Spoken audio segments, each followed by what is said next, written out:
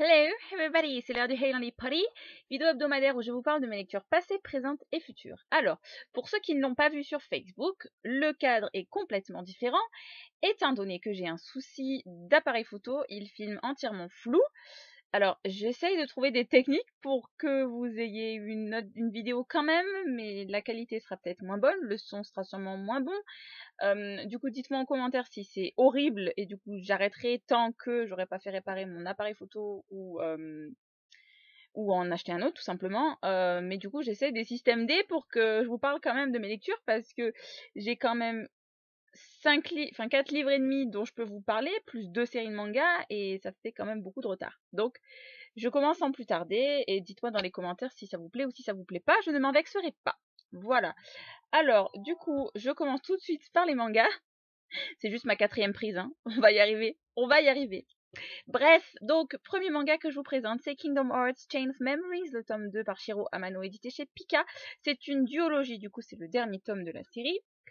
Et ce sera mon avant-dernier Kingdom Hearts parce que j'ai pas du tout aimé Chain of Memories. Ça parle, il se passe rien. Il y a beaucoup moins d'humour. Et du coup, on visite plus les univers de Disney. Donc pour moi, il y a franchement, il y a plus rien qui m'attire pour rester dans l'univers. Alors certes, c'est Kingdom Hearts, mais il y a pas, c'est pas suffisant pour me donner envie de poursuivre cette série. Du coup, je vous montre quand même du design parce que je suis sûre. Ah, Axel, là, c'est Axel, il est trop beau, il a les cheveux rouges, comme moi il y a peu. Donc, hop, je vois rien en fait. Je prends des pages au hasard total. Ouais, vous voyez, il y a jamais Mickey, enfin, il y a jamais Donald. Donald.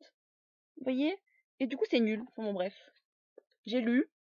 J'ai le tome 1 de la saison 2 qui m'attend dans ma palle. Je vais le lire, mais je pense que ce sera le dernier Kingdom Hearts que je lirai. Voilà. Ensuite, je me suis fait une autre série manga, les 2 premiers tomes en tout cas, d'une série qui n'est pas licenciée en France à ma connaissance. C'est Horimiya. Je ne me rappelle plus le nom du mangaka, donc je vous donne pas le nom d'édition parce que du coup pour vous ça vous apporte absolument rien. Vous aurez un lien en barre d'infos avec un résumé français. Je vais essayer de me débrouiller pour vous trouver ça. Sinon vous aurez le résumé en anglais avec Goodreads, désolé. Alors c'est un manga tranche de vie, il se passe pas énormément de choses, on n'est absolument pas dans un manga du même niveau que Blue Spring Ride ou que Orange, pour ne citer que, ou Bright Stories. Voilà, on n'est pas du tout dans un manga à ce point-là, on est vraiment dans une espèce de shoujo mignon avec un quotidien derrière, vous voyez. Donc très très doux, il faut pas avoir d'attente derrière, mais moi, il me correspond parfaitement, c'est mignon, je passe du bon moment avec, les dessins sont jolis, enfin simplistes mais jolis. Et du coup, je me régale avec. Alors, le résumé peut-être. En fait, ce sont 2 personnes, donc un garçon et une fille qui sont dans une même classe au lycée. Et en fait, tous les 2 ont une personnalité complètement différente entre quand ils sont en classe et quand ils sont donc dehors. On n'est pas dans un manga comique comme ça peut être le cas pour Switch Girl. Sortez-vous ça de la tête parce qu'on est très très loin d'un Switch Girl. Mais voilà, j'apprécie énormément. C'est doudou, c'est détente et du coup j'adore ça. Ça m'a énormément détendu de lire les 2 premiers tomes. J'étais entre 2 lectures, je savais pas trop quoi lire et du coup ça a parfaitement rempli son boulot. Je me suis éclatée. Voilà. Donc c'est tout ce que j'avais à vous présenter côté manga. Je vais vous parler maintenant de mes lectures. Alors, je vais commencer par le seul e-book lu cette semaine. Et du coup, j'étais sur Percy Jackson, le tome 1, Le voleur de foudre par Rick Riordan, édité chez Albin Michel Wiz. Bon, tout le monde connaît Percy Jackson, je pense, ça va, c'est plus à présenter. Et c'est pas un coup de cœur pour ma part, mais je précise que c'est parce que c'est un livre jeunesse et que j'aime plus trop les livres jeunesse, je m'en éloigne de plus en plus. Je reste sur les livres young adult, mais pas en dessous. Parce que du coup, même si je travaille en élémentaire et que je vois des gamins toute la journée qui ont à peu près l'âge de Percy, si ce n'est un poil plus jeune, je peux pas imaginer des enfants faire tout ça en fait. Les actions sont nombreuses et collées, et c'est vrai que des fois c'est peut-être un peu précipité les éléments, l'enchaînement des choses et tout. Même si je suis lucide et je me dis que c'est normal que les héros soient hyper courageux et tout, hyper intelligents à découvrir les énigmes et tout, parce que sans ça, le livre serait beaucoup plus chiant et beaucoup plus long, c'est sûr. Mais j'ai pas réussi à accrocher, et même si l'énorme point pour cette série est que ça parle de mythologie grecque, ça m'intéresse énormément, mais c'est pas bon pour moi. Du coup, si vous connaissez un livre young adulte qui parle de mythologie grecque, je vous le prendrai avec plaisir parce que c'est un thème qui m'intéresse. Mais pour Percy Jackson, je pense pas que je lirai la suite. Mais bon, je vais essayer de regarder le deuxième film et peut-être que ça va me convaincre de lire la suite de la série. De toute façon, je les ai tous sur ma liseuse, donc pourquoi pas. Voilà. Ensuite, l'autre lecture en cours avec laquelle je vous laissais la semaine dernière, c'était L'Appel de l'Ange de Guillaume Musso, édité chez Pocket. Là non plus, on n'est pas dans une super lecture, vous voyez, c'est pour ça que j'ai l'impression de pas énormément avoir lu cette semaine, parce que je me suis trimballée 2 boulets, je mets les guillemets, hein. J'étais à la moitié des 2 et du coup j'ai fini. Alors, L'Appel de l'Ange, ce sera le dernier Musso que je lirai, je n'en lirai plus, c'est bon, j'ai tenté ma chance, j'ai lu 3 livres de Guillaume Musso, ce sont 3 livres qui m'ont diverti, mais qui ne m'ont pas captivé, qui ne m'ont pas laissé une opinion exceptionnelle. Du coup, je n'en lirai plus. Je n'ai pas détesté, je tiens vraiment à le préciser pour pas qu'on me fasse des critiques là-dessus, hein. Mais il n'y a rien de marquant, et je trouve notamment dans ce tome-ci, il y a un aspect thriller et tout, c'est ce qui me donnait le plus envie, mais ça m'a quand même laissé de marbre. J'en avais rien à fichtre de ce qui se passait. Quand je fermais le bouquin, je m'en fichais de pas connaître la suite, et je trouve ça malheureux quand même. Donc, c'est un avis personnel, il y a énormément de personnes qui vont aimer L'Appel de l'Ange, du coup je vous le recommande de vous faire votre propre opinion dessus. Mais moi j'ai pas aimé plus que ça, et notamment ce qui m'a choqué, c'est le personnage de Jonathan dans ce livre, qui, un peu comme Percy en fait, il fait des trucs que toi ou moi ou une personne normale ne ferait jamais, vous voyez. Et, et du coup ça m'a énormément perturbée parce que j'arrivais pas à m'assimiler à lui, et du coup je me dis mais comment toi tu peux faire ça?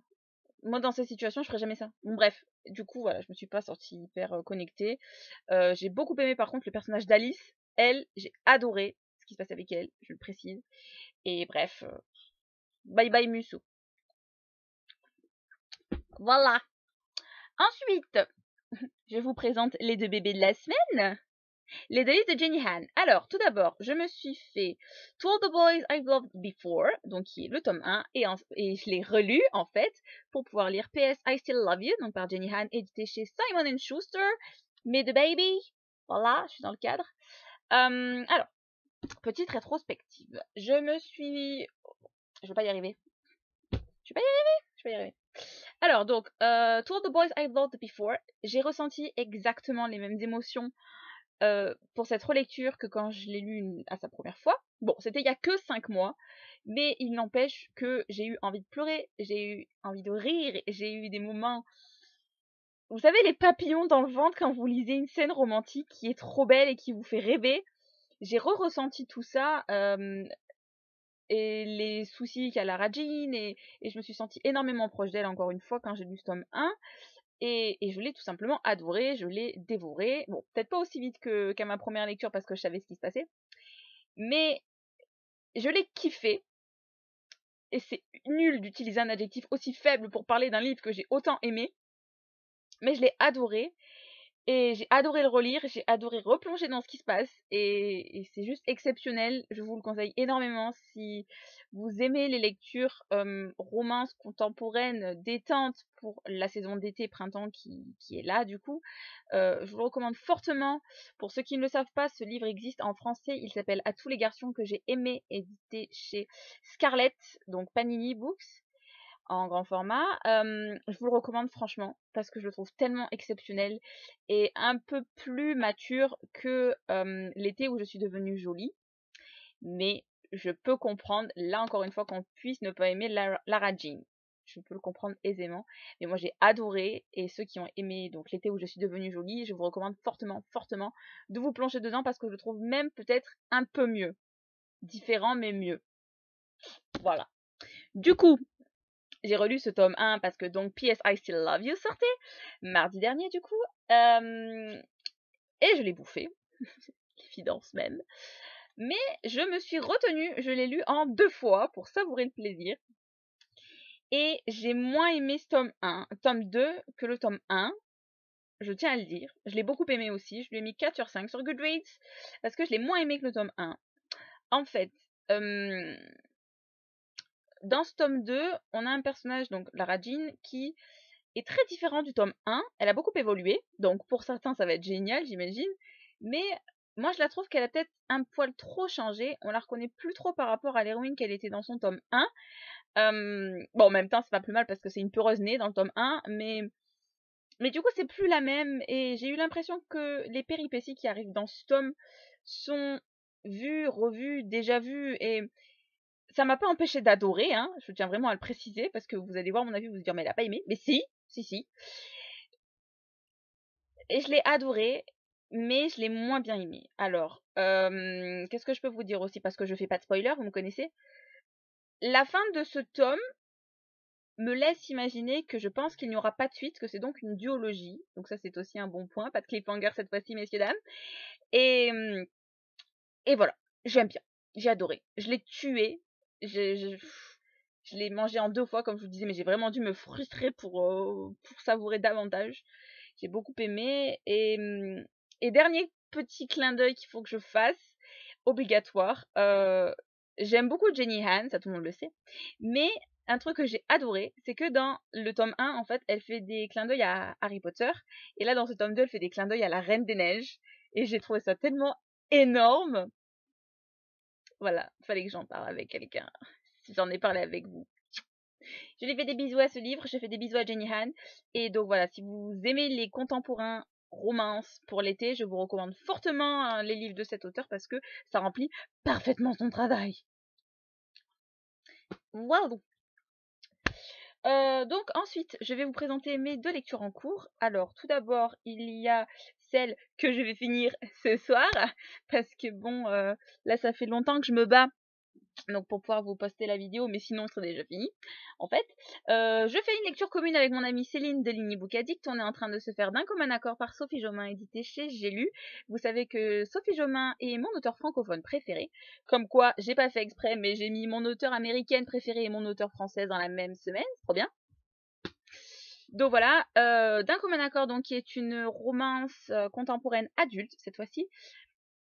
Alors, pour ceux qui connaissent donc Sophie Jomain, vous savez que c'est dans le même monde que Cherche jeune femme avisée, mais on est sur un couple différent, sur des personnages qu'on entreaperçoit dans le tome 1. Et j'ai pas réfléchi à ce que j'allais vous dire, je me rappelle déjà plus ce que je vous ai dit dans les versions précédentes que je vous ai filmées. Mais j'aime moins ce tome 2 parce que, vous me connaissez, j'aime bien être dans Oui Oui au pays des flambis, hein, pour reprendre une expression que vous avez aimée. Et là, c'est quand même beaucoup plus dramatique, c'est plus sombre. Enfin, ça fait limite penser à un new adulte en fait, le topo de base, je trouve. Et parce que vous savez que j'adore ça. Mais c'est tellement addictif qu'on peut pas s'empêcher de le bouffer. En fait, il me reste 140 pages et donc au moment où j'irai au dodo ce soir, ben il sera mort en fait. Ça c'est l'évidence même. J'aime beaucoup, je retrouve la plume de Sophie Jomain que j'affectionne. Et voilà, je sais pas quoi vous dire de plus. De toute manière, je vous en reparle la semaine prochaine parce qu'il sera fini, comme je vous le dis. Et peut-être qu'entre-temps, je trouverai d'autres choses à vous raconter. Voilà. Ah oui, un truc que je peux vous dire. Un autre point qui fait que j'adhère moins que le 1, donc c'est beaucoup moins léger que le tome 1, mais c'est surtout qu'en fait, notamment donc le personnage de Martin, il a des réactions que je comprends pas. Il est très irrespectueux, je trouve, et ça m'agace assez en fait. Donc pour l'instant, j'ai juste une envie, c'est de le baffer. Il y a des moments j'ai envie de l'enlacer, il y a des moments j'ai envie de le baffer. Je pense que c'est fait exprès, n'est-ce pas? Mais pour l'instant, du coup, je sais pas comment le prendre le gars pour pas avoir envie de l'étrangler dans son sommeil. Donc je vous dirai lundi prochain si maintenant si à ce moment-là j'ai qu'une envie, c'est de le câliner toute sa vie. Nous verrons bien. Voilà.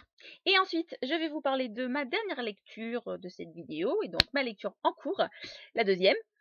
Je me suis enchaîné la suite donc du Pacte, le tome 3, Trahison par Jenny Han et Siobhan Vivian, édité chez Panini dans la collection Scarlett. Pourquoi? Bon, déjà parce que c'est du Jenny Han, alors j'ai pas besoin d'excuses pour le lire. Mais plus sérieusement, c'est parce que j'ai envie de finir des séries, et donc là c'est un dernier tome, et que j'ai lu le 2 il y a donc très peu de temps. Du coup, au moins tout est bien frais dans ma tête, je peux enchaîner et finir la série. Il est plus fin, il fait 400 pages. Du coup, voilà, j'ai envie de me le continuer. J'ai lu que 54 pages pour le moment. Comme pour le tome 2, on reprend de suite là où a fini l'intrigue. On est avec tous les éléments de mystère et tout. Je m'attendais vraiment pas à ce que la série se développe de cette façon. Vu le résumé du tome 1, je suis très très agréablement surprise. J'ai hâte de le continuer et du coup je vous en reparle lundi prochain parce que lui aussi sera terminé, je vous le garantis. Voilà. Et ensuite, je vous présente pas de lecture à venir parce que bon, j'ai quand même 350 pages qui m'attendent donc avec Trahison, mais aussi tout simplement parce qu'il faut que je vous fasse ma pile à lire du mois que je vous présenterai jeudi. Et du coup, je vais essayer de m'arranger avec ce fichier pour vous le mettre en ligne. Je vous souhaite une très très bonne semaine. Je vous dis à bientôt. Bonne lecture. Ciao!